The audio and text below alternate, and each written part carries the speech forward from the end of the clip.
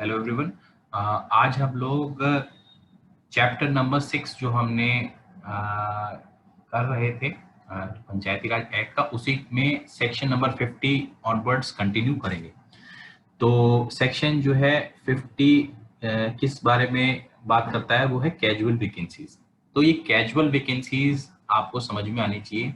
ये casual vacancies और dissolution में पहले आपको फर्क समझ में आना चाहिए।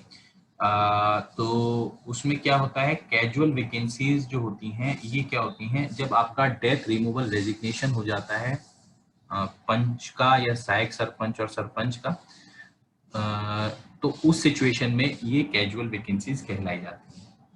लेकिन डिसोल्यूशन क्या होता है?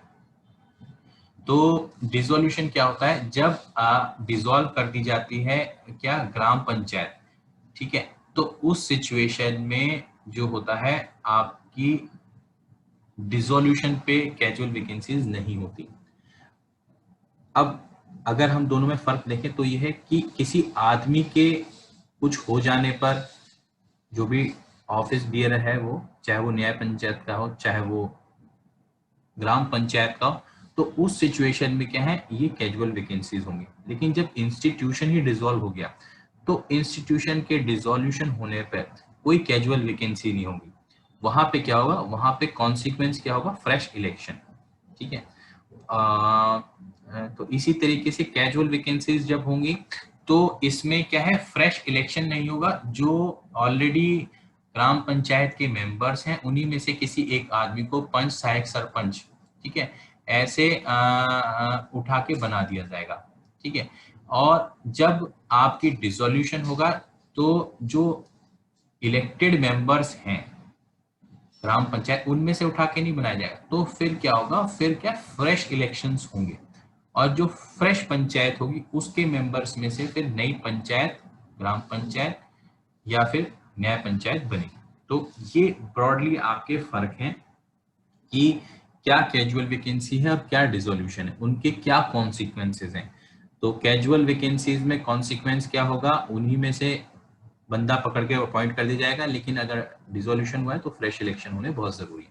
तो ये यही कहता है कि जब पंच की कोई वैकेंसी होती है डेथ रिमूवल या रेजिग्नेशन की वजह से, तो सब्जेक्ट टू सेक्शन 45, सेक्शन 45 के तहत काम करते हुए, सब्जेक्ट टू, और उसमें जो पीरियड है, कहने का मतलब अब क्या है, अब ये जो कैजुअल वैकेंसी है, ठीक है, अब कैजुअल वैकेंसी में कितने, जो नया, जैसे 5 साल की आपकी टर्म थी ग्राम पंचायत की, और उस ग्राम पंचायत की टर्म 5 साल थी, और उसी के साथ साथ क्या थी, न्याय पंचायत भी स्मूथली चल रही थी। तो अब उसमें क्या हुआ, 2 साल बाद, 5 साल में से 2 साल बाद किसी पंच की डेथ हो गई।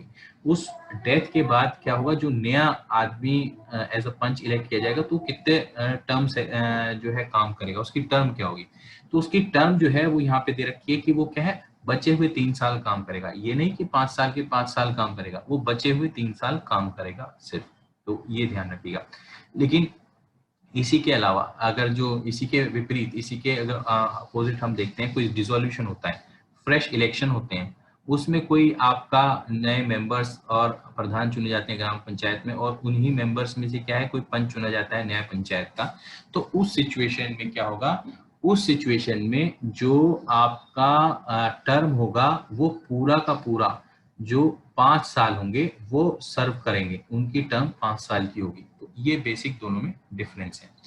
इसी के बाद हम ये देखते हैं कि ये वैकेंसी फिल कौन करेगा। अब ये पंच जो है वो उसकी डेथ वेथ हो गई, और या रिमूवल या रेजिग्नेशन, तो इसमें से जो ये अपॉइंटमेंट है उसका कौन करेगा। तो ये अपॉइंटमेंट कौन करता है, प्रिस्क्राइब्ड अथॉरिटी। अब प्रिस्क्राइब्ड अथॉरिटी भी आप समझ जाइए, क्योंकि एक जुडिशियल बॉडी है। तो जुडिशियल बॉडी जो है वो थोड़ा बहुत यहाँ ध्यान रखा गया होगा कि भाई थोड़ा सा इसमें जुडिशियल टच है न्याय पंचायत में, बॉडी में। तो इसमें कहीं ना कहीं एग्जीक्यूटिव यानी स्टेट गवर्नमेंट वगैरह को इंटरफेयर नहीं करने दिया गया है। तो पॉसिबली क्या है, ये न्याय पंचायत जो होगी, जो प्रिस्क्राइब्ड अथॉरिटी होगी, प्रोबेबली ये क्या है, कहीं ना कहीं कोई जुडिशियल अथॉरिटी होगी। इसी के बाद देख लेते हैं कि अब यहाँ पे वर्ड यूज कर रखा है सरपंच। अगर सरपंच वगैरह की में कोई जो पंच था जिसने ये सब ऊपर काम हुआ, जिसके साथ डेथ रिमूवल या रेजिग्नेशन हुआ उसका, और वो क्या है, वो पंच क्या था, वो सहायक सरपंच या सरपंच भी था। तो उस सिचुएशन में क्या होगा, तो उस सिचुएशन में सेक्शन 44 में जैसे दिया गया है कि उसके इलेक्शन होंगे। अब ये इलेक्शन जो है, ये इलेक्शन जो है, इसको आपको समझना है, ये वो वाला इलेक्शन नहीं है जिसमें फ्रेश ग्राम पंचायत, नई ग्राम पंचायत बनती है, ये वो वाला इलेक्शन नहीं है।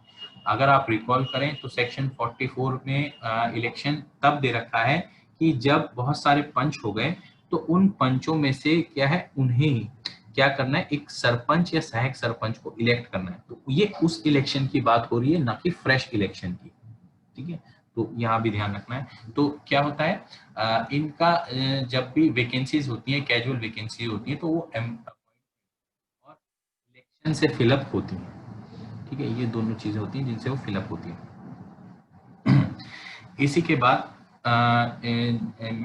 इसी चीज को इन्होंने रीअसर्ट कर रखा है, ऊपर भी बता रखी है बातें कि कॉन्सिक्वेंस क्या होगी। कोई अगर जो पर्सन पंच अपॉइंटमेंट हो गया कैजुअल वैकेंसी के बाद, कोई नया पंच अपॉइंट हो गया, कहाँ से, ग्राम पंचायत के मेंबर्स में से कोई एक आदमी वो जो है पंच इलेक्ट हो गया, तो उस सिचुएशन में कॉन्सिक्वेंस क्या होगा। तो कॉन्सिक्वेंस क्या होगा, जिस दिन से वो इलेक्ट हुआ है एज अ, जिस दिन से वो अपॉइंट हुआ है एज अ पंच, उसी दिन से क्या ग्राम पंचायत में कैजुअल वैकेंसी हो जाएगी। तो यहाँ न्याय पंचायत में तो कैजुअल वैकेंसी भर रही है, लेकिन क्या है, ग्राम पंचायत में कैजुअल वैकेंसी हो रही है। अब कैजुअल वैकेंसी जब वहां पे हो जाएगी, तो उसको अभी दोबारा रिवाइज करने के लिए देखिएगा, अपना रिकॉल करिएगा, पढ़िएगा कि जब वहाँ कैजुअल वैकेंसी हो जाती है उस सिचुएशन में वहां पे क्या हो रहा होगा। तो वहां पे क्या है, एक कैजुअल वैकेंसी हो जाएगी। कब से हो जाएगी, जिस दिन से वो पंच अपॉइंट हुआ है उस दिन से वो कैजुअल वैकेंसी स्टार्ट हो जाएगी। ठीक है, तो इसी के बाद देख लेते हैं सेक्शन 50। सेक्शन 50 ये कहता है कि सहायक सरपंच जो होगा, सहायक सरपंच जो होगा उसकी पावर्स क्या होंगी। तो उसकी पावर्स, सहायक सरपंच की वही पावर्स होंगी जैसे सरपंच की होती हैं, सेम वही पावर्स होती हैं। एट पावर होता है कोई नहीं, बस सबऑर्डिनेट होता है और कुछ नहीं। और सरपंच की क्या पावर्स होती हैं, सरपंच की वो पावर्स होती हैं जो प्रिस्क्राइब लिखी हुई हो कहीं, वो पावर्स होती है। तो बड़ी जनरल टर्म्स में पावर्स बता रखी हैं पंच और सहायक सरपंच की।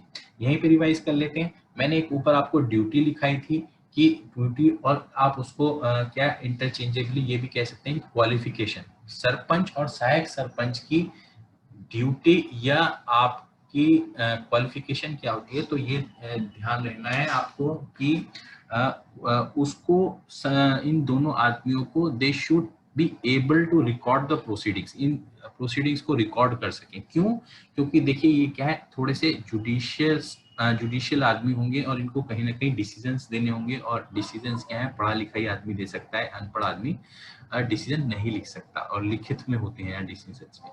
तो इस वजह से ये इस तरीके की ड्यूटी और या क्वालिफिकेशन का इनका लॉजिक। इसी की बात देख लेते हैं, टेरिटोरियल ज्यूरिडिक्शन क्या होती है। टेरिटोरियल ज्यूरिडिक्शन मैंने आपको बताया था, रिकॉल करें, टेरिटोरियल ज्यूरिडिक्शन किस में एक्सरसाइज करेगी। जैसे अगर जो डिस्ट्रिक्ट में डिस्ट्रिक्ट कोर्ट है तो उसकी ज्यूरिडिक्शन क्या होती है, तो उसकी ज्यूरिडिक्शन पूरी डिस्ट्रिक्ट में होती है। लेकिन न्याय पंचायत की ज्यूरिडिक्शन कहाँ होती है, मैंने ऊपर बताया था, जब एरिया बटे थे तो एरिया बट के उनको सर्कल्स में बांट दिया गया था न्याय पंचायत के लिए। तो सर्कल्स में क्या होती है, उनकी ज्यूरिडिक्शन होती है। तो यही कहीं ना कहीं यहाँ आंसर भी होगा। देखते हैं कि ये क्या एक्चुअली किससे, कोड ऑफ क्रिमिनल प्रोसीजर से गवर्न नहीं होंगे एक तरीके से जुरिडिक्शन के मामले में। ठीक है, और ये क्या होगा, ये एक्चुअली क्या होगा, सर्कल में तो करेंगे, ये अभी हम देख लेंगे।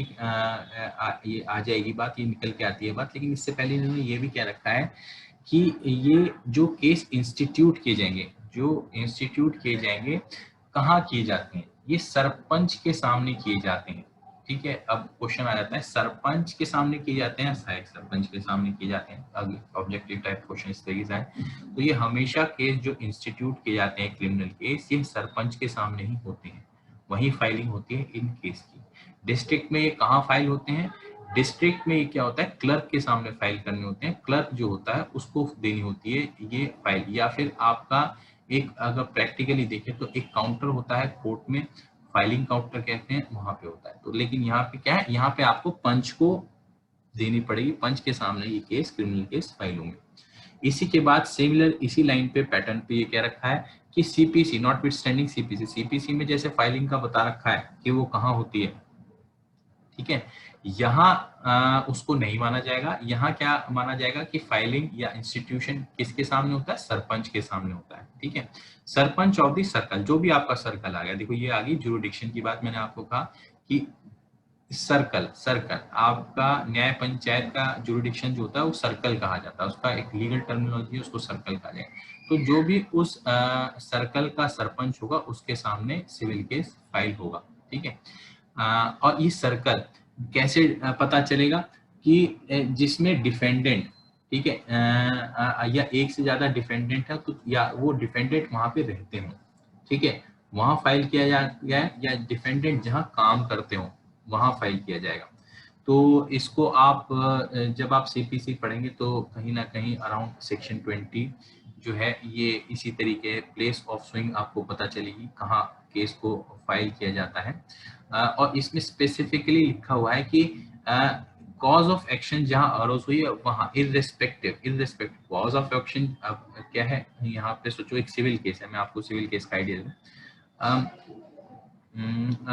किसी ने किसी के पैसे नहीं दिए, ठीक है, सिविल इन नेचर हो गया ऐसा डिस्प्यूट, ठीक है, वो रहता क्या है, वो रहता आपका नोएडा में है, और लेकिन वो जो जिसके आदमी पैसे नहीं दिया वो खुद नोएडा में रहता है, और वो इवन आपका वो जो आदमी था वो पैसे भी वहीं नोएडा से लेके गया था, और नोएडा में ही उसने पैसे मांगे जिसके पैसे थे, लेकिन उसने वहीं नोएडा में ही फोन पे उसको मना कर दिया। तो ये कॉज ऑफ एक्शन जो अरोज हुआ ये हुआ तो नोएडा है, लेकिन जो डिफेंडेंट है जिसने पैसे नहीं दिए वो कहाँ का रहने वाला है, वो रहने वाला है कहीं ना कहीं आपका झांसी में कोई गांव है तो वहां का रहने वाला है। तो उस सिचुएशन में केस कहाँ फाइल होगा, अब सारी की सारी चीजें तो क्या नोएडा में हुई, पैसे लिए वहीं गए, दिए वहीं गए, मना भी वहीं हुआ फोन पे, तो कॉज ऑफ एक्शन वहां और हो रहा है, लेकिन फाइल कहाँ करना पड़ेगा ऐसा केस, तो ये उस न्याय पंचायत में फाइल करना पड़ेगा झांसी की, जहां पे वो आदमी डिफेंडेंट रहता है जिसने पैसे नहीं दिए। तो आपको इस तरीके से आप प्लेस ऑफ स्विंग पता होनी चाहिए कि कहाँ पे जो केस है ये फाइल होगा। तो जहाँ पे वो रहता है उसी में सर्कल, उस सर्कल पे जो भी न्याय पंचायत होगी वहां ये केस फाइल होगा। इसी के बाद हम देख लेते हैं कि ऑफेंस कॉग्निजेबल बाय न्याय पंचायत, तो कौन कौन से ऑफेंस जो है उनका संज्ञान न्याय पंचायत ले सकती है। देखिए तो यहाँ स्पेसिफिकली लिखा है कि जो नीचे दिए गए ये तो ऑफेंसेस हैं ABCD में, ये तो स्पेसिफिक ऑफेंस दे रखे हैं जो सेक्शन में बता रखे हैं, लेकिन क्या है इनके साथ साथ इनका अबेटमेंट, इनका अटेम्प्ट, ठीक है, वो भी न्याय पंचायत उनका भी संज्ञान ले सकता है, वो भी एंटरटेन कर सकता है न्याय पंचायत। तो ये सारे सेक्शंस हैं, मैं इनको रिपीट नहीं करूंगा। ये सेक्शन सब सेक्शन ए में जो है वो चोरी से संबंधित हैं, यानी आपका कहीं ना कहीं स्टोलन प्रॉपर्टी से संबंधित है, मिस अप्रोप्रिएशन से संबंधित है, और स्पेसिफिकली जो एक्शन सेक्शन दे रखा है जो दे रखा है उससे संबंधित है, ठीक है। तो यहाँ पे ये भी दे रखा है कि जब चोरी या स्टोलन या मिस अप्रोप्रिएशन से संबंधित हो, कहने का मतलब स्टोलन प्रॉपर्टी या मिस अप्रोप्रिएशन से संबंधित, तो 50 रुपए तक का वो माल होना चाहिए जो मिस अप्रोप्रिएट या चोरी किया गया, तो ये भी दे रखा है। अब आपको ये जुरिडिक्शन यहाँ से पता चल जाती है। इसी की तरीके से कैटल ट्रेसपास एक्ट में कोई दो स्पेसिफिक सेक्शंस हैं 24 और 26, उसके तहत भी यहाँ पे क्या होता है जुरिडिक्शन होता है न्याय पंचायत का। इसी तरीके से United province district board primary education act 1926 ये भी होता है, इसके भी ऑफेंस कोई सेक्शन है 10 और सब क्लॉज उसके तहत भी यहीं पे होता है। पब्लिक गैम्बलिंग एक्ट यहाँ भी ये भी आपका न्याय पंचायत इसका भी कॉग्निजेंस ले सकती है। तो बेसिकली थोड़ा सा आप अगर जो दिमाग लगाएं तो ये गांव से संबंधित चीजें हैं। देखिए जुआ भी गांव में खेला जाता है, प्राइमरी एजुकेशन से संबंधित जो काम जो ड्यूटीज फंक्शंस होते हैं वो ग्राम पंचायत के ही होते हैं। एनिमल रखना ये काम भी आपका गांव में ही देखा जाता है, शहरों में इतना नहीं होता ये सब चीजें। ऐसे क्या होता है चोरी वगैरह, ये तो बिल्कुल आम सेक्शन है, हर जगह चोरी, चाहे गांव चाहे शहर हो तो सभी जगह होती है, तो उसको इन्होंने ब्रॉड एक सब क्लॉज में रख दिया। तो इस तरीके के सेक्शंस जो है कॉग्निजेबल हो सकते हैं। इसी के बाद क्या है, आपका कोई नोटिफिकेशन इनेक्टमेंट या कोई नोटिफिकेशन इस तरीके की कोई जो स्टेट गवर्नमेंट इशू करता है और उसमें लिख देता है कि भाई आज से क्या ये वाले ऑफेंस भी कॉग्निजेबल होंगे न्याय पंचायत द्वारा। अगर कोई एक्ट इनेक्टमेंट कोई एक्ट आ जाती है, कोई नोटिफिकेशन आ जाता है, तो वो भी क्या है कॉग्निजेबल, उस एक्ट और नोटिफिकेशन आने के बाद कॉग्निजेबल माने जाएंगे। ठीक है। इसी के बाद आपका इसमें ये लिखा हुआ है कि एनी ऑफेंस अंडर दिस आपका इसी एक्ट के तहत कोई आप या रूल के तहत कोई और कोई ऑफेंस दे रखा हो जो यहाँ मेंशन है, तो वो भी क्या है कॉग्निजेबल माना जाएगा। ठीक है। तो इसी के बाद 1A में ये क्या रखा है, देखिए ऊपर तो क्या है जुरिडिक्शन दी गई है कि कौन कौन से जुरिडिक्शन, जो कौन कौन से केसेस में न्याय पंचायत कॉग्निजेंस ले सकती है। उसी में क्या है एक सब क्लॉज में हमने पढ़ा था, स्टेट गवर्नमेंट क्या है आपको कुछ ऑफेंसेस को नोटिफिकेशन या इनेक्टमेंट के द्वारा आपको जुरिडिक्शन या आपको कॉग्निजेंस लेने की पावर दे सकती है। यहीं पे इसी के विपरीत लिख दिया गया वाले में, स्टेट गवर्नमेंट इसी के विपरीत क्या है कुछ पावर्स वापस भी ले सकती है कि इन ऑफेंसेस में जो इंडियन पीनल कोड है और खासकर आपका सेक्शन 279, 286, 336, 356, इन वाले ऑफेंसेस में क्या है वो विड्रॉ भी कर सकती है कोई जो आपको पावर दी गई है न्याय पंचायत को। लेकिन क्या होगा उसमें ऑर्डर, एक ऑर्डर पब्लिश, कोई ऑर्डर करना पड़ेगा पब्लिश आपको ऑफिशियल गेजेट में, ये तरीका होगा।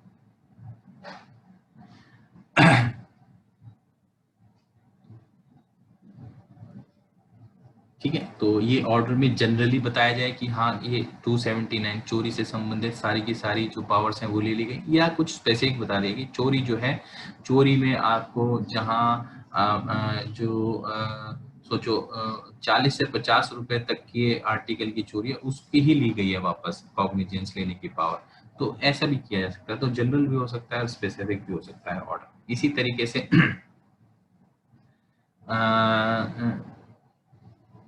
ऐसी क्या कोई ऑफेंस होगा आपका, क्रिमिनल ऑफेंस होगा जो 143, 145, 151, 153 जो इंडियन पिनल कोड के सेक्शंस हैं, किसी कोर्ट के सामने पेंडिंग होगा।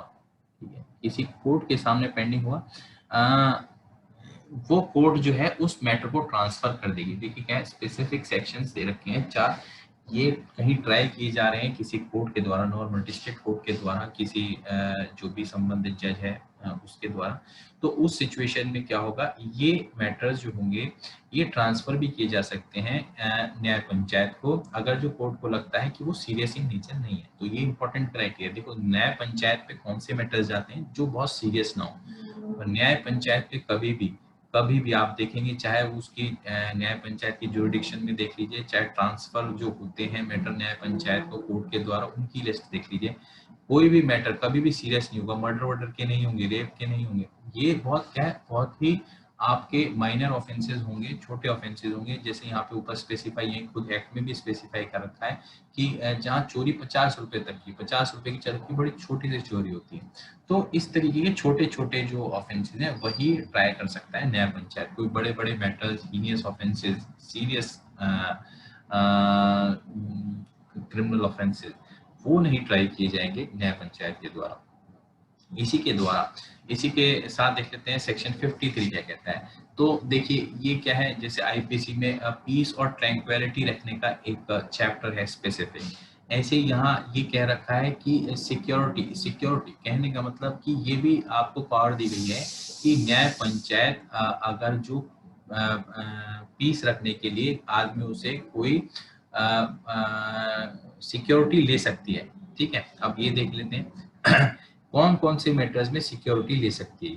ठीक है, तो न्याय पंचायत को जब लगता है कि जब कहीं ना कहीं शांति भंग करने से उसको लगता है कि शांति भंग हो जाएगी इस आदमी के द्वारा, और ये शांति भंग कर सकता है, रीजन टू एप्रीहेंड, सिर्फ उनको लगता है कि हाँ ये कर सकता है, तो उस सिचुएशन में वो आदमी को कॉल करेंगे और उससे कहेंगे कि भैया एक आप बॉन्ड एग्जीक्यूट करो, यानी एक सिक्योरिटी दो। ठीक है। जिस सिक्योरिटी का अमाउंट क्या होगा, 100 रुपए तक की, 100 रुपए तक का ये बंधन पत्र होगा, जिसमें कहा जाएगा कि आप इसको, आप 100 रुपए का एग्जीक्यूट करिए बॉन्ड, और उसमें श्योरिटीज, श्योरिटीज विद और विदाउट श्योरिटीज एग्जीक्यूट करिए बॉन्ड। कितने दिन का, 15 दिन तक का, ठीक है, कि 15 दिन तक आप 100 रुपए के एक तरीके से बॉन्ड पे आप ये लिख के दें कि मैं 15 दिन तक कोई डिस्टरबेंस क्रिएट नहीं करूंगा, मैं शांतिपूर्वक रहूंगा। तो इतने दिन का एक टाइम स्पेसिफाई कर दिया है, और कितने मैक्सिमम 100 रुपए तक का बॉन्ड जो है ये सरपंच जो है वो ले सकता है। अब ये भी ध्यान रखना, ये पीस की जो peace security for keeping peace की पावर है, ये सरपंच के पास है, ठीक है। तो ये सरपंच के पास है, सिर्फ सरपंच ही इसको कर सकता है। इसी के बाद सरपंच एक और क्या, पीस को मेंटेन रखने के लिए, शांति को, शांति व्यवस्था को कायम रखने के लिए वो एक और चीज कर सकता है। वो क्या कर सकता है? वो shall issue of such notice report the matter to a bench. तो ये सरपंच जो है, इसने क्या सिक्योरिटी तो ले ली है, इसने पैसे तो ले लिए कि हाँ भाई तुम शांति रखोगे 15 दिन तक। इसी के बाद ये क्या करेगा, सरपंच जो है एक रिपोर्ट जो है वो किसके पास भेज देगा, बेंच के पास भेज देगा कि भाई मैंने तो ये सिक्योरिटी ले ली, अब आप देखो इसको आगे मैटर को क्या करना है, चलाना है, कैसे करना है। तो बेंच जो है, उस बेंच के पास जैसे ही वो मैटर जाएगा, तो बेंच क्या करेगी, उस जो जो ये ऊपर ऑर्डर पास किया है 15 दिन तक पीस रखने का ग्राम पंचायत के सरपंच ने, तो उसको क्या कर सकती है, उसको कह सकती है हाँ बिल्कुल ठीक है, 15 दिन तक रखोगे आप शांति बरकरार 100 रुपए के बॉन्ड पे, तो इसको कंफर्म कर सकती है। या ये भी कह सकती है भाई ठीक है चलो, अब मेरे पास आते आते तो 10 दिन हो गए, ठीक है मैं 10 दिन में अब आपको डिस्चार्ज कर लूँ, ये बॉन्ड वॉन्ड जो है ये मैं आपको इससे डिस्चार्ज कर लूँ, अब आप 10 दिन में ही आपके ऊपर जो पीस रखने का जिम्मेदारी थी आपने रखी, और मैं आपसे खुश हूँ, मैं आपको डिस्चार्ज कर दूँ, ठीक है। कैसे कर सकती हैं कि वो आफ्टर हियरिंग पूरी सुनवाई सुनेगी उनको, और विटनेस को भी सुनेगी, और उनके सुनने के बाद कर सकती है। तो विटनेस आगे गवाही देखी, नहीं साहब इसकी कोई गलती नहीं थी, ये तो गलत फंसाया गया है, और इससे जबरदस्ती जो है ये बॉन्ड एग्जीक्यूट करा लिया 15 दिन का, जबरदस्ती का इसको इसके ऊपर ये फरमान सुना दिया गया। तो उस चीज को क्या कर सकती है, वो डिस्चार्ज भी कर सकती है। उसको लगता है कि भाई विटनेस गवाही दे रहे हैं, सब लोग गवाही दे रहे हैं, तो इसका मतलब ये निर्दोष होगा, ये तो इन्होंने गलत जबरदस्ती इसका नाम डाल दिया है किसी जो भी इन्वेस्टिगेशन अथॉरिटी है उसने, ठीक है। अब इसी तरीके से क्या है, अगर जो किसी आदमी को ये कहा गया कि आप एक बॉन्ड को एग्जीक्यूट करेंगे, शांति बनाए रखेंगे और एक बॉन्ड एग्जीक्यूट करेंगे 100 रुपए तक का, तो वो क्या करता है, वो नहीं करता है, और वो कहता है ये न्याय पंचायत कौन होती है, मैं इसकी बात क्यों सुनूं, और क्या है इसके पास कुछ नहीं, मैं कुछ नहीं मानता इसको। तो क्या होगा, उसके ऊपर जैसे ही वो इस तरीके का जो है एक डिसोबीडियंस करता है, उस सिचुएशन में उसकी लायबिलिटी बन जाती है किसकी, उसके ऊपर 500 रुपए तक की पेनल्टी लगाई जा सकती है बेंच के द्वारा, ठीक है। और ये बेंच क्या कर सकती है, 500 रुपए की तो एक बार है तो उसमें 500 रुपए का एक बार हर्जाना लगा दिया, और उसको डे टू डे क्या कर सकती है, उसको डे टू डे बेसिस पे भी लगा सकती है। तो ये कह सकती है कि आपने, क्योंकि ये जो हमने ऑर्डर दिया था एग्जीक्यूट करने का बॉन्ड शांति बनाए रखने के लिए, वो आपने नहीं किया है, और अगर इसको आप कंटिन्यू करते हो तो क्या है, 500 रुपए का तो आपके ऊपर पेनल्टी लग गई है, और हर दिन भी आपके ऊपर पेनल्टी लगेगी, यानी सोचो 10 रुपए की पेनल्टी है तो हर दिन 10 रुपए भी लगेगी, 500 रुपए प्लस हर दिन 10 रुपए, तो सोचो उसने 10 दिन और बॉन्ड एग्जीक्यूट किया तो 100 रुपए, 500 प्लस 100 यानी 600 रुपए का उसके ऊपर पेनल्टी लग जाएगी। और ये कौन लगाएगा, ये बेंच लगाएगी, ठीक है। आप देख लीजिए यहाँ पे आपको स्पेसिफिकली पता होना चाहिए, एक बॉन्ड का जो ऑर्डर भरने का होता है ये सरपंच देता है, लेकिन इसको कंफर्म और डिस्चार्ज वगैरह कौन करती है, बेंच करती है, ठीक है। ऐसी अगर जो कोई डिफॉल्ट होती है, डिसोबीडियंस होती है, जिसको डायरेक्शन, जिसको ये कहा गया है कि आप बॉन्ड भरिए और वो नहीं भरता, उस सिचुएशन में ज्यूरिडिक्शन बेंच के पास ही होती है कि वो क्या 500 रुपए की तक की, या उसके ऊपर पर डे जो है एक निश्चित अमाउंट की पेनल्टी भी लगा सकती है, ठीक है।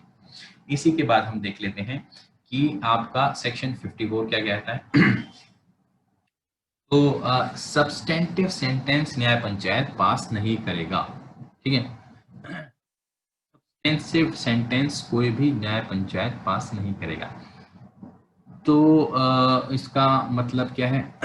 तो कहने का मतलब ये है, कोई जेल में भेजने का कोई ऑर्डर जो है वो न्याय पंचायत नहीं पास करेगी, ठीक है। तो जेल भेजने की पावर नहीं है। फाइन इम्पोज करने के अभी देखेंगे, मैक्सिमम केसेस में आपका जो है फाइन ही इम्पोज हो रहा होगा, पैसे ही इम्पोज करे जा रहे हैं, ना कि कोई इम्प्रिजनमेंट हो रहा है, ना कि कोई सब्सटेंटिव सेंटेंस हो रहा है, ठीक है।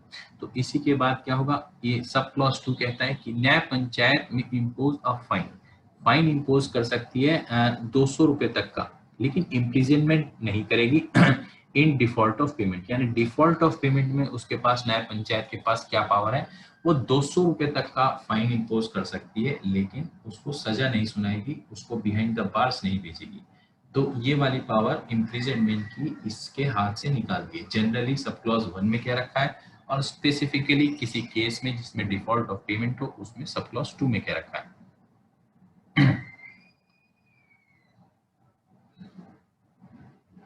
इसी तरीके से प्रोवाइजो में ये क्या रखा है, no accused shall be tried for more than 3 offence. ये एक तरीके से ये एक जुरिडिक्शन को इन्होंने लिमिट कर रखा है कि एट अ टाइम, एक समय पे क्या होता है, आपके 3 ऑफेंस से ज्यादा क्रिमिनल केस में नहीं ट्राई किए जाएंगे, ठीक है।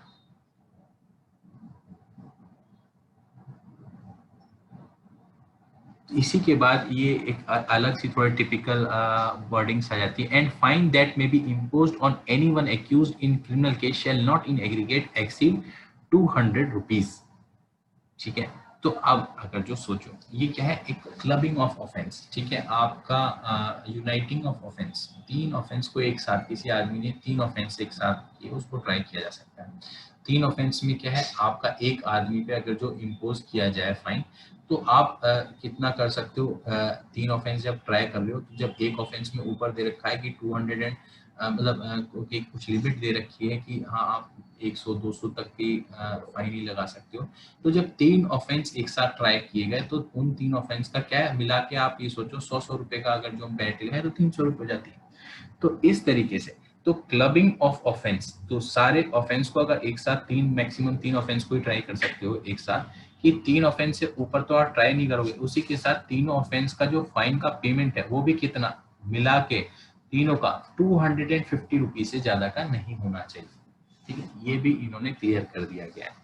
तो यहाँ पर आपको ये समझ में आना चाहिए कि यहाँ पे पावर जो है वो इम्प्रिजनमेंट से हटाकर, जो पेनल्टी में इम्प्रिजनमेंट की पावर होती है उससे हटाकर आपकी क्या सिर्फ फाइन तक की रख दी है। लेते हैं ISONENT, ठीक है। थोड़ा सा इसको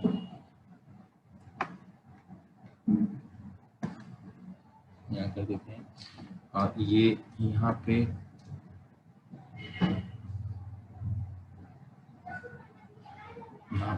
फाइन, और ये क्या है, पेनल्टी।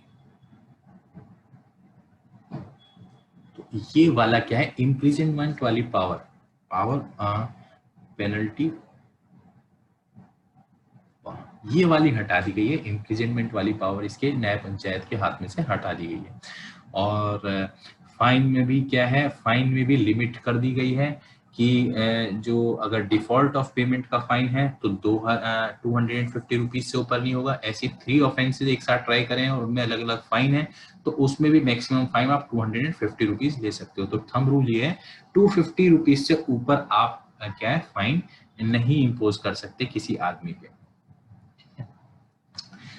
सेक्शन 55 देख लेते हैं, ये क्या कहता है, कॉग्निजेंस ऑफ ऑफेंस, ठीक है। कॉग्निजेंस ऑफ ऑफेंस का मतलब कि कौन कौन से जो ऑफेंस है उसका न्याय पंचायत कॉग्निजेंस ले सकती है, ठीक है। तो यहाँ पे सबसे पहले ये बताया गया है कि कोई भी न्याय पंचायत, ठीक है, कोई भी न्याय पंचायत उस ऑफेंस का कॉग्निजेंस नहीं लेगी, नो, कोई भी कोर्ट उस ऑफेंस का कॉग्निजेंस लेगी जो न्याय पंचायत के द्वारा ट्रायबल हो। तो कहने का मतलब ये जो है जो कोर्ट्स होते हैं, खासकर डिस्ट्रिक्ट कोर्ट ही होगा जो लोएस्ट लेवल पे है, उसके उनके उनके जुरिडिक्शन में से ये जुरिडिक्शन निकाल लिया। कहने का मतलब वो जो न्याय पंचायत द्वारा ट्रायबल है वो वाले ऑफेंसेस जो हैं कोर्ट नहीं ट्राई करेगा। ठीक है। इसी के बाद भाई ठीक है, ये ऊपर वाला तो एक जनरल नियम हो गया। अब सोचिए क्या है, ऐसे सारे केस जो हैं, जो छोटे छोटे से केस हैं, ये आपके बड़े पिटी ऑफेंसेस हैं एक तरीके से, जो न्याय पंचायत ट्राई कर रहा है। अब क्या हुआ, ये न्याय पंचायत सस्पेंड, सुपरसीड, डिसॉल्व, ये क्या है, सीज टू फंक्शन, इसको सीज टू फंक्शन हो गया, ये फंक्शन नहीं कर रहा। अब इस सिचुएशन में क्या माइनर ऑफेंसेस का ट्रायल नहीं होगा? क्या वो डिस्पोज ऑफ नहीं किए जाएंगे? तो इस सिचुएशन में आंसर ये है कि नहीं, वो क्या है, उनका ट्रायल होगा और डिस्पोज ऑफ किए जाएंगे, और वो कोर्ट ऑफ कॉम्पिटेंट जुरिडिक्शन उसको डिस्पोज ऑफ करेगा। क्यों? क्योंकि न्याय पंचायत अब क्या सस्पेंड कर दिया गया है। तो भले ही वो क्या है मैटर न्याय पंचायत द्वारा ट्राई किए गए जाते हों, लेकिन चूंकि अब वो सस्पेंडेड हो गया, सुपरसीड हो गया, डिसॉल्व हो गया या सीज हो गया, उस सिचुएशन में अब क्या है, दोबारा किसके पास पावर आ जाती है ट्रायल? वो कोर्ट ऑफ कॉम्पिटेंट जुरिडिक्शन। कहने का मतलब है कि भाई न्याय पंचायत के जाने से ऐसा नहीं है कि ये छोटे ऑफेंसेस फिर ट्राई नहीं किए जाएंगे, ऐसा नहीं है। तो उसकी जुरिडिक्शन किसके हाथ में पहुंच जाएगी? Court of competent jurisdiction. इसी के बाद ये कह रखा है कि अब अगर जो ये जैसे ये नए कोर्ट के पास नए जो जो जो न्याय पंचायत है वो सीज कर गई या कुछ ऊपर दिए हुए सिचुएशन में अब नहीं काम कर रही है, उस सिचुएशन में क्या है, मैटर ट्रांसफर हो गए कोर्ट ऑफ कॉम्पिटेंट जुरिडिक्शन पे चले गए। तो उस सिचुएशन में क्या ये मैटर्स वहां से ट्राई किए जाएंगे जहां से न्याय पंचायत ने छोड़े थे, ये वहां से ट्राई किए जाएंगे? तो इसमें ये लिखा है नहीं, ये क्या है, फ्रेश डी नोवा, यानी फ्रेश एकदम ट्राई की जाएंगे। भले ही वहां पे क्या है सारे सबूत वबूत ले रही हो, एविडेंस ले लिया हो, लेकिन क्या है अब यहाँ फ्रेश सब चीजें चालू होंगी, क्योंकि ये क्या है कोर्ट के पास आ गया। और कोर्ट जो है, अब इसका एक लॉजिक भी समझ जाओ, डी नोवा क्यों होते हैं। तो डी नोवा क्यों होते हैं, इसका लॉजिक ये है कि देखिए यहाँ का प्रोसीजर डिफरेंट है जो न्याय पंचायत में फॉलो किया जाता है। यहाँ प्रोसीजर वो है जो एक्ट में दिया गया हुआ। तो यहाँ एक्ट में दिया हुआ जो प्रोसीजर है वो स्पेसिफिकली जरूरी नहीं है CPC, CrPC, Indian evidence act और आपका लिमिटेशन से गवर्न होता हो। वो क्या है, जो एक्ट में दिया गया होगा उससे गवर्न होगा। लेकिन जो कोर्ट है वो क्या है, उनका एक स्टैंडर्ड प्रोसीजर है। उनका जो प्रोसीजर है वो सिर्फ और सिर्फ CPC, CrPC, Indian evidence act और क्या है आपका लिमिटेशन से गवर्न होगा। तो उस सिचुएशन में क्या होगा, क्योंकि दोनों का प्रोसीजर डिफरेंट है, तो दोनों के प्रोसीजर को रिकनसाइल करना तो बड़ा मुश्किल हो जाएगा। तो इस वजह से जब कोर्ट में पहुंचेगा मैटर तो डी नोवा बिल्कुल फ्रेश स्टार्ट होगा according to CPC, CrPC, Indian evidence act और इंडियन लिमिटेशन एक्ट, उस हिसाब से। ठीक है। इसी के बाद जो है एक ये भी बात कही गई है कि भाई ये सीजर का मतलब ये नहीं है कि जो आपकी न्याय पंचायत है जब पंचेस जो होते हैं वो रिइलेक्ट हो तो उसका मतलब सीजर नहीं है, वो सीज नहीं मानी जाएगी। तो सीज का मतलब जो है वो सीज नहीं मानी जाएगी जब पंचायत री इलेक्ट होती है। अब री इलेक्ट कब होते हैं आपको ये भी समझ में आना चाहिए। पंचेस जो होते हैं री इलेक्ट कब होते हैं, जब उनको जो है आप जब पंचेस किसी वजह से या तो कैजुअल वैकेंसी आ गई हो या फिर क्या क्या क्या कैजुअल वैकेंसी आई हो, उस सिचुएशन में ही इलेक्ट हो सकते हैं पंचेस। ठीक है।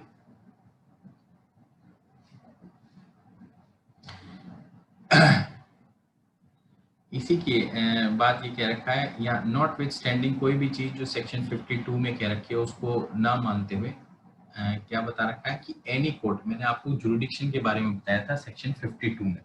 तो सेक्शन 52 जो था वो आपका कौन से कॉग्निजेबल थे, न्याय पंचायत द्वारा। तो ये कहता है जो ऑफेंसेस न्याय पंचायत द्वारा कॉग्निजेबल थे सेक्शन 52 में दे रखे हैं, उसको कुछ ना मानते हुए एनी कोर्ट में take cognizance of the offence under section 431 and 447 of Indian penal code. तो उसमें उसको नॉट विद स्टैंड करते हुए, उसको दरकिनार रखते हुए सेक्शन 52 2 को जो कॉग्निजेंस की बात करता है, कोई भी कोर्ट कॉग्निजेंस ले सकता है ऑफेंस का, ठीक है। कौन से सेक्शन के तहत? 431 और 447 इंडियन पीनल कोड के, अगर जो वो कॉम्पिटेंट है तो ये दो सेक्शंस इसके उसमें से निकाल दीजिए। जरूरी नहीं है 100% इसका कॉग्निजेंस न्याय पंचायत ही ले, लेकिन इसका कॉग्निजेंस जो है वो आपका वो भी ले सकता है कौन? एनी कोर्ट कॉम्पिटेंट, जो कॉम्पिटेंट हो वो भी ले सकता है, ठीक है। फिर ये क्या रखा है? Not with standing anything content in section 52, ठीक है, जो कॉग्निजेंस के बारे में बात करता है कि कौन से ऑफेंस कॉग्निजेबल होगी न्याय पंचायत द्वारा, उसको नॉट विथ स्टैंड करते हुए, उसको दरकिनार रखते हुए, लेकिन सीआरपीसी को हमेशा मानते हुए, जो सीआरपीसी है 1898 की, उसको हमेशा मानते हुए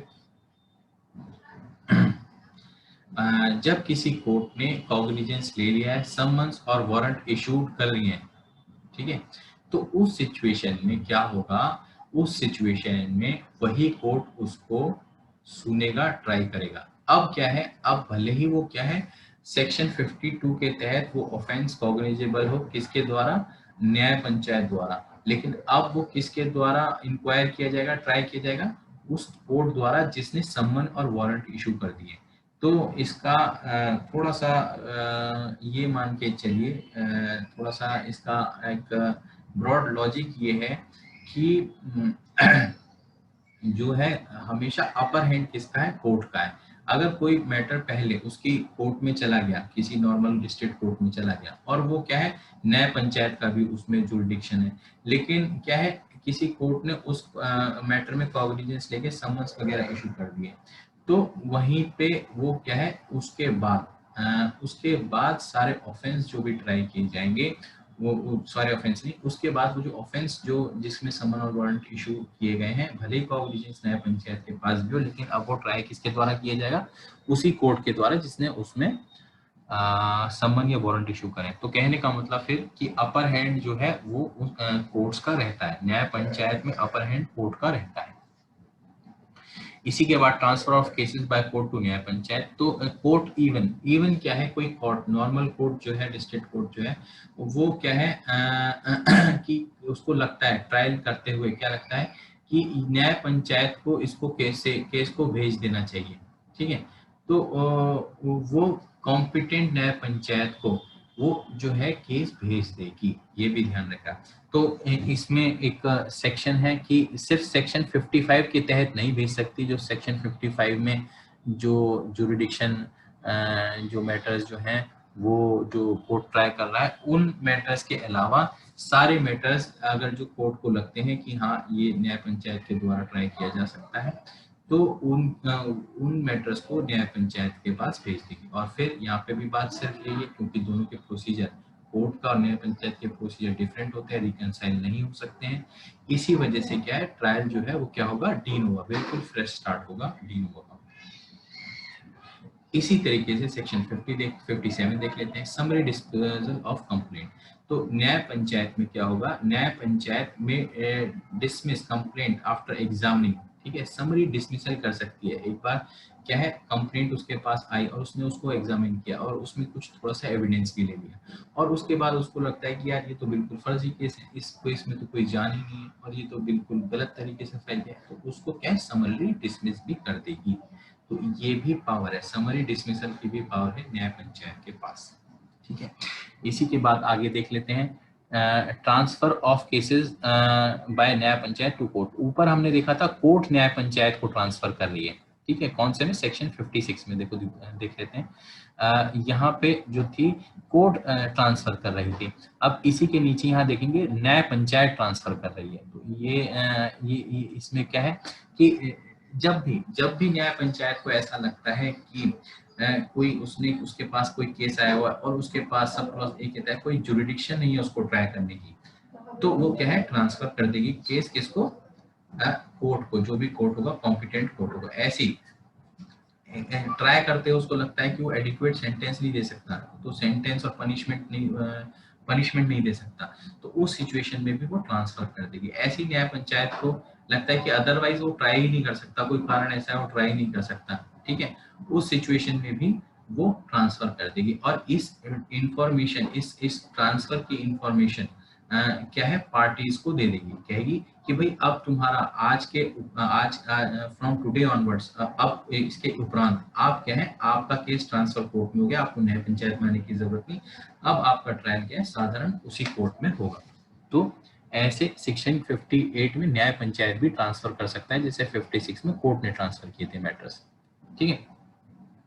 इसी तरीके से कुछ विशेष व्यक्ति हैं जिनको न्याय पंचायत ट्राई नहीं करेगा, जिसको सेक्शन 59 कहता है। ठीक है। जैसे इन मैटर्स की इस वजह से क्या है, इन मैटर्स में कॉग्निजेंस नहीं लेगा कौन, न्याय पंचायत। तो कैसे मैटर्स होंगे कि कोई प्रीवियसली कन्विक्टेड आदमी है, ठीक है, उसको 3 साल से ऊपर की सजा मिली हुई है, ठीक है, तो उसको वो क्या है, नहीं ट्राई करेगी। क्यों? क्योंकि ये एक सीरियस ऑफेंडर है, एक सीरियस ऑफेंडर, ना सीरियस ऑफेंडर को ट्राई करेगी, ना सीरियस ऑफेंसेस को ट्राई करेगी न्याय पंचायत। इसी के बाद किसी न्याय पंचायत द्वारा वो क्या किया गया है, प्रीवियसली फाइन फॉर थेफ्ट, उसको फाइन लगा रखा है, एक बार ऑलरेडी प्रीवियस कन्विक्शन थेफ्ट का हो रखा है, उस पर फाइन लगा हुआ है, तो उस सिचुएशन में भी न्याय पंचायत उसे ट्राई नहीं करेगी, क्योंकि अब क्या है, वो थोड़ा सीरियस हो गया, दोबारा दूसरी बार चोरी करी है, तो क्या है, हैबिचुअल ऑफेंडर की एक तरीके से कैटेगरी में आ रहा है। इसी तरीके से क्या है, has been found over to be of good behaviour under section इतने 109 और 110 सीआरपीसी के तहत क्या है, गुड बिहेवियर का पाया गया है उसको सेक्शन 109 110 के अंदर, तो उसको भी वो ट्राई नहीं करेगी। ठीक है। इसी के द्वारा वो प्रीवियसली कन्विक्टेड, यानी कि कहने का मतलब पहले तो पब्लिक गैम्बलिंग के एक्ट के तहत उसने एक बार जो है उसको कन्विक्शन हो गया, ऑफ कोर्स किससे, न्याय पंचायत के द्वारा ही कन्विक्शन हुआ होगा, लेकिन अब क्या हुआ है, अब उसने दोबारा जो है उसने ऑफेंस किया है, वो दोबारा न्याय पंचायत के सामने आया है, तो इस सिचुएशन में भी क्योंकि हैबिचुअल ऑफेंडर जैसा आदमी हो गया है, तो इसको क्या है, न्याय पंचायत ट्राई नहीं करेगी। और पब्लिक सर्वेंट को, ये बहुत इंपॉर्टेंट है, ये आ सकता है इंपॉर्टेंट, कि ऐसे पब्लिक सर्वेंट्स को भी न्याय पंचायत ट्राई नहीं करती है। ठीक है, नॉर्मल कोर्ट्स ट्राई करती हैं पब्लिक सर्वेंट को, ना कि न्याय पंचायत। ठीक है। तरीके से आज के लास्ट सेक्शन को देख लेते हैं, कॉम्पेंसेशन फॉर कंप्लेनेंट्स। ठीक है। अब इसी तरीके से इन इम्पोजिंग एनी फाइन, जब फाइन इम्पोज करेगी न्याय पंचायत, तो उसी के साथ साथ वो ये भी ऑर्डर कर सकती है, तो ये भी कह सकती है कि इसमें जैसे 100 रुपए का फाइन लगाया, तो 100 रुपए में वो ये ऑर्डर कर सकती है कि 100 रुपए में से 60 रुपए जो रिकवर करके एज अ कंपेंसेशन किसको, दूसरी पार्टी को दे दिया जाए, प्लेंटिफ को दे दिया जाए। ठीक। और ये कॉम्पेंसेशन, ये एक्चुअली क्या, ये क्षतिपूर्ति जो है किसके लिए दी जा रही है, क्योंकि प्लेंटिफ ने क्या किया है, कुछ एक्सपेंसेस वगैरह इनकर किए हैं क्रिमिनल केस या कंप्लेंट फाइल करने में, तो उसके उसके एफज में, उसके बदले में, क्योंकि उसने इतनी मेहनत करी कोर्ट में आए, तो 100 रुपए जो फाइन उसके ऊपर इम्पोज किया है, तो 100 रुपए में से क्या 60 रुपए निकाल के प्लेंटिफ को दे दिए। ठीक है। इसी तरीके से अगर कोई मटेरियल लॉस हुआ है, कोई मटेरियल लॉस हुआ है आपका, प्लेंटिफ को बहुत बड़ा नुकसान हुआ है, कोई इंजरी हुई है किसी ऑफेंस से, तो उसमें भी कंपेंसेशन दे सकती है। इसी तरीके से हम देखते हैं कोई जो बोनाफाइड परचेज, स्टोलन प्रॉपर्टी, उसने क्या खरीदी, स्टोलन प्रॉपर्टी, बोनाफाइड परचेज है, उसको ये नहीं पता था कि ये स्टोलन प्रॉपर्टी है, लेकिन बोनाफाइड, उसको तो बेचारे भोलेपन में उसने खरीद ली स्टोलन प्रॉपर्टी, तो जो उसे लॉस हुआ, चाहे वो उसकी एक तरीके से आप गुडविल का कह सकते हैं, तो वेयर द, और उसमें क्या है, प्रॉपर्टी जो है रेस्टोर कर दी गई to the position of the person entitled thereto, कहने का मतलब जिसकी वो प्रॉपर्टी स्टोलन थी, उसको वो प्रॉपर्टी वापस कर दी गई है। तो उस सिचुएशन में भी इस बोनाफाइड परचेजर को, भाई उसके तो पैसे, इसने पैसे देके खरीदी थी ना वो स्टोलन प्रॉपर्टी, लेकिन ये स्टोलन प्रॉपर्टी निकाल के उस आदमी को दे दी गई जिसका ये जो इसका मालिक था, इसे जो नुकसान हुआ है उसका भी क्षतिपूर्ति जो है वो कोर्ट दिलवा देगी। कहाँ से दिलवाएगी, फाइन में से दिलवाएगी, जो फाइन इम्पोज करेगी किस पे, वो एक्यूज में, उसमें से एक पोर्शन दिला देगी। कहने का मतलब 100 रुपए में से अगर जो सोचो 70 रुपए की वो प्रॉपर्टी थी जो स्टोलन उसने खरीदी थी जेन्युइनली बोनाफाइड के लिए, तो 70 रुपए उसमें फाइन लगाएगी कोर्ट, और 100 रुपए फाइन लगाएगी, और 70 रुपए तो किसको दे देगी, बोनाफाइड परचेजर को दे देगी, और 30 रुपए क्या है, ये किसके खाते में जमा हो जाएंगे, ये किसके खाते में जमा होंगे, ये स्टेट गवर्नमेंट के खाते में जमा होंगे। ये भी ध्यान रखिए, मैं रिवाइज करा रहा हूँ, ऊपर मैंने आपको बताया था, ये फाइन्स वगैरह जो होते हैं न्याय पंचायत के, ये कभी भी गांव फंड में नहीं जाते हैं, ये स्टेट गवर्नमेंट के अकाउंट में जाते हैं। और स्टेट गवर्नमेंट की इच्छा होती है कि स्टेट गवर्नमेंट इनमें से पैसे कितने निकाल के ये न्याय पंचायत को दे। तो ये भी एक रिविजन का क्वेश्चन आपको ध्यान रखना है। तो आज के लिए इतना ही। Thank you, have a nice day.